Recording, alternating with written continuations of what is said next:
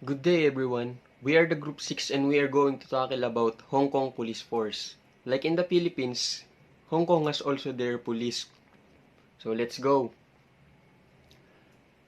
Hong Kong Police Force was divided into 6 regions, namely Hong Kong Island, Kowloon West, Kowloon East, New Territories North, New Territories South, and Marine. As you can see in the slide, that's the regions. And each of the 5 regions except Marine has a headquarters comprising of operational formation, administration formation, crime formation, traffic formation. Operational formation. It is responsible for dealing with operational matters and procedures at regional level, broken down into 1. RCCC or Regional Command and Control Center. It provides the means for exercising control over resources, both regional and district levels. Also acts as an information center for the passage of information to the headquarters CCC and other agency. 2. EU or Emergency Unit provides a quick response to emergency situations including 999 call, as well as speedy and additional presence of uniformed police on the ground to combat crime. 3. PTU or Police Tactical Unit. The regional PTU company provides a ready reserve to deal with threats to internal security situations and natural disasters. On a daily non-emergency basis, the PTU is deployed on front-line street patrols to supplement district resources to tackle crimes. Administration formation. It implements policies laid down by the regional commander and is responsible for the region's general administration. Its responsibilities include community relations, staff relations, and magistrates. Crime operation investigates serious and inter-district crimes. In addition, it collects, collates, and evaluates intelligence on criminals and criminal activity within the region. Traffic operation. Like in the Philippines, Hong Kong has also their traffic problems. First, it deals with the traffic control. Second, enforcement of traffic legislation and regulations. Third, investigation of traffic accidents. Fourth, promotion of road safety. And last, implementation of force and regional traffic policies. And this is the last region which is not included to the operation thereof. It is the Marine. The Marine Police maintain the integrity of the sea boundaries and regional waters of the Hong Kong Special Administrative Region, HKSAR. It is responsible for enforcing the laws of Hong Kong in regional waters, preventing smuggling and illegal immigration by sea, search and rescue in HK and adjacent waters. What is the difference of Marine to those 5 regions? Those 5 regions are based on land, while this Marine is all only in the sea. Organizational structure. A. Operation and support. Operations Bureau comprises the Operations Division, the Key Points and Search Division, which includes the Police Dog Unit, the Police Tactical Unit, Operational Contingents, and the 4th generation of Command and Control Communications System Special Duties Team. It runs Headquarters Command and Control Center on a 24/7 basis. Deals with the staffing of operational matters including the relevant force order, boundary security, operational resources, location, and liaison with the Hong Kong garrison and foreign military. Plans and executes search operations and develop the future command and control communication system. Police Tactical Unit. Police Tactical Unit or PTU headquarters include Training Division, Support Division, Research and Development Division, and the Special Duties Unit Its main duty is to provide training on internal security and ensure the force readiness to respond to any threat to public order or internal security. The PTU companies also provide police regions with readily available reserves of well-trained and fully equipped manpower for any routine or emergency duty. PTU also continually reviews tactics and equipment used in crowd management and public disorder to ensure both are relevant and developed with prevailing circumstances and threats.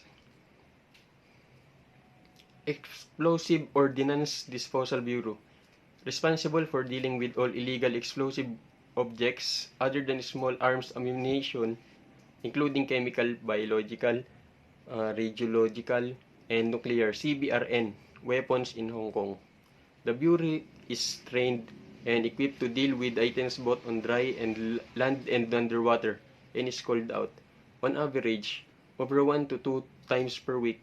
Items dealt with range from illegal fireworks, improvised explosive device, or homemade bombs, to large World War II aircraft bombs. Well, let's go to the support. Um, Field Division, responsible for liaising and coordinating with other government bureau departments on different policy areas and providing police assistance to appropriate levels. Division also handles routine correspondence and inquiries from other government bureau departments and statutory bodies such as the Legislative Council, Secretariat. General Division, responsible for coordinating and formulating policies relating to arrest, station and branch routine, summons and prosecution, police notebooks, property, funerals, delegation of authority, hire of police, bail, management of safes and other miscellaneous frontline operations. Occupational Safety and Health Division, responsible for coordinating and formulating policies relating to operational support, which includes use of force, arms, and ammunition, uniform, accoutrements, and equipments. The division also oversees the Force Occupational Safety and Health Policy, manages the Force Safety Management System (FSMS), and promotes workplace safety awareness in the force.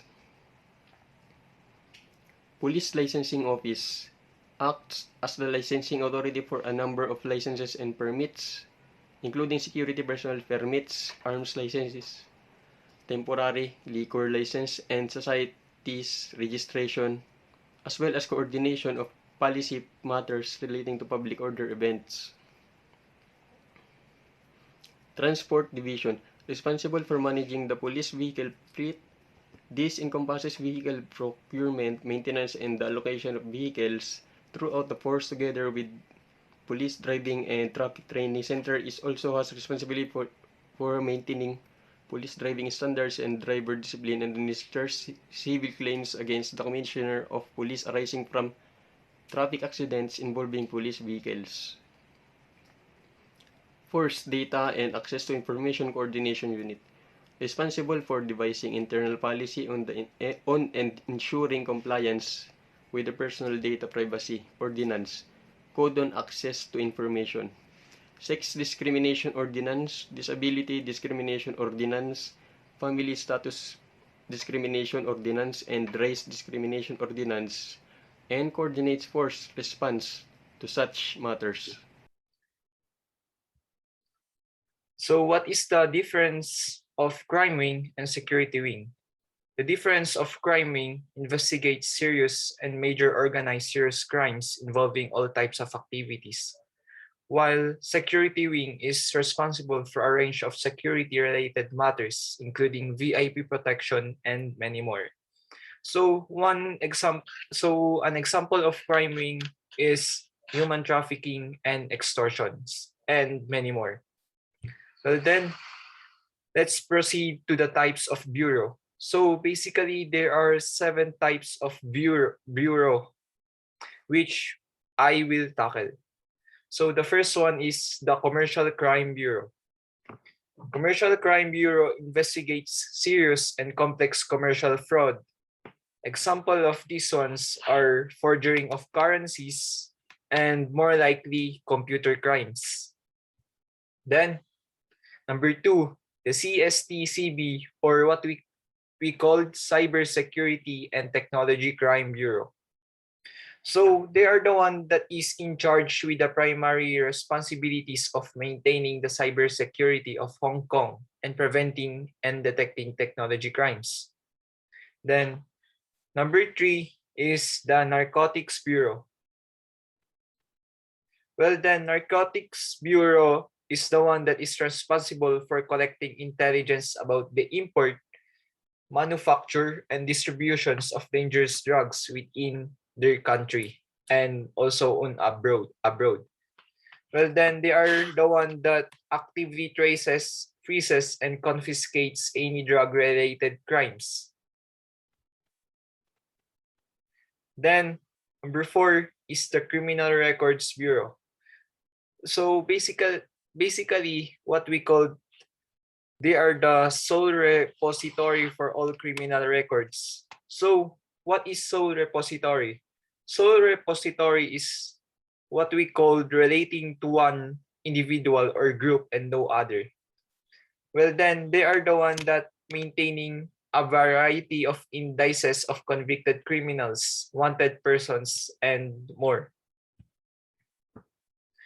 Then Organized Crime and Triad Bureau, or OCTB.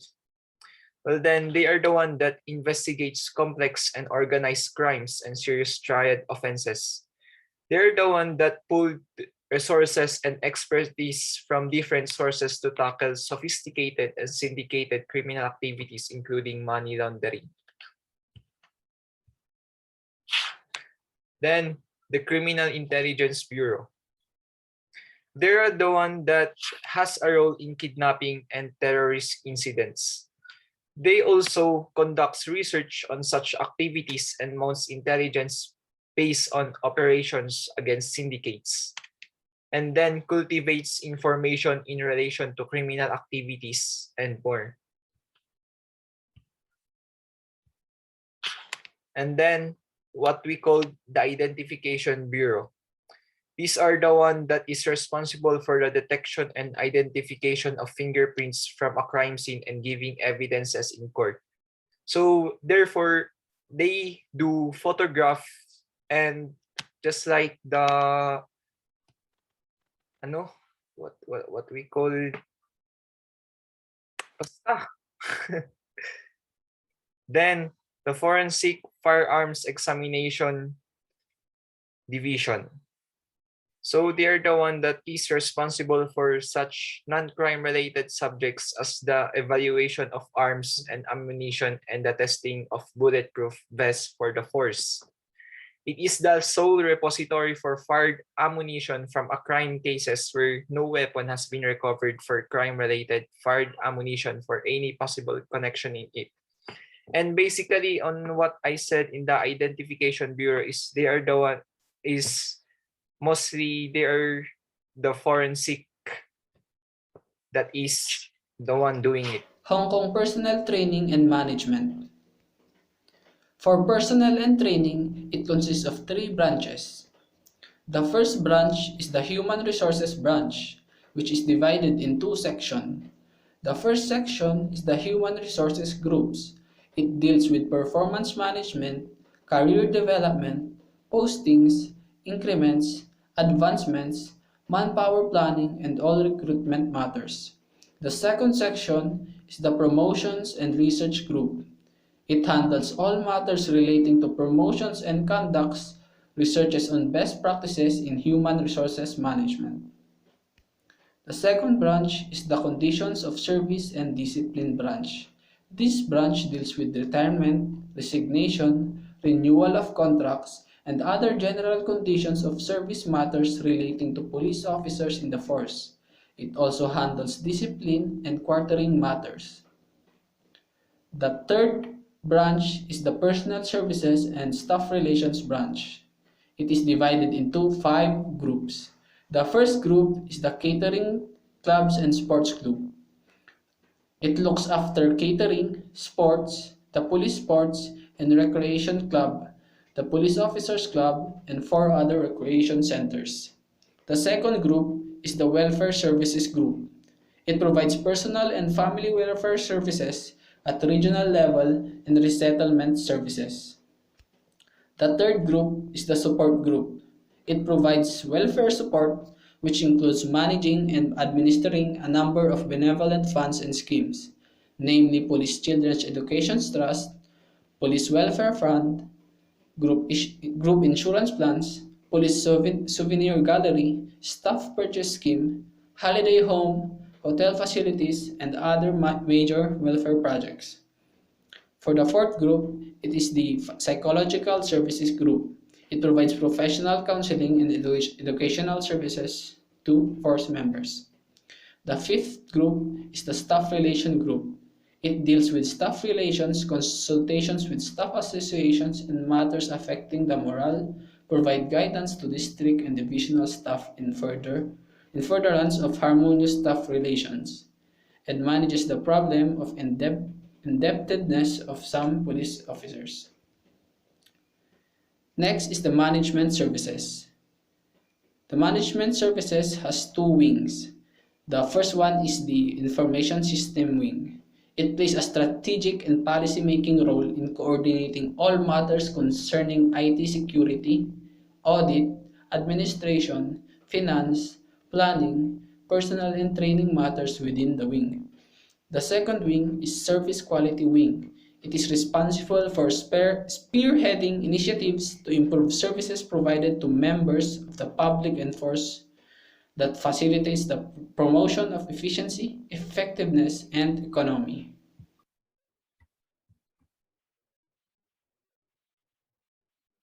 There are two types of financial and administration wing. The first one is finance wing. It's responsible for the financial management, store, and internal audit of the forces. There are 3 divisions of the finance wing.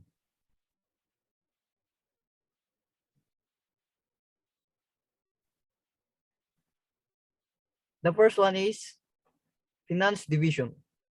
Provides a wide range of essential support service. Its primary role is the control of total expenditure and the provision of relevant, accurate, and timely financial information to various levels of the management for the effects of effective management of financial resources. The second one is internal audit division. It's responsible for providing independent appraisal of force activities and fall within its work charter. It audits police formation to ensure financial and accounting procedures are properly followed. It also advises on general accounting procedure and recommends improvement. The third one is store management division. It's responsible for the procurement, supply, storage, and issues of uniforms.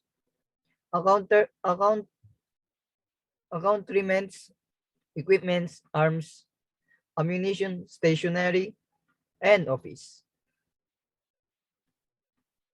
The second administration wing is the administration. It's responsible for civilian staff, force, establishment matters, and the management of the police museum. There are 2 divisions. The first one is personnel and general division. This division looks after the forces, civilian, and civilian staff in matters of concerning conduct and discipline, training, appointment, performance, management, and condition of service. The second one is establishment and civilian staff relation division. This division manages the creation and the deletion of permanent and supremary primary, post, and temporary. Redeployment of post of operational needs. In addition, it promotes good relations among civilian staff. Thank you. That's all.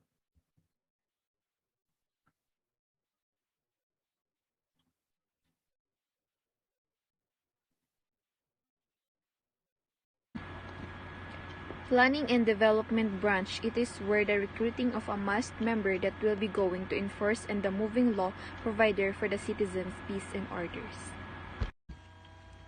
The following must be considered during recruitment. Nationality.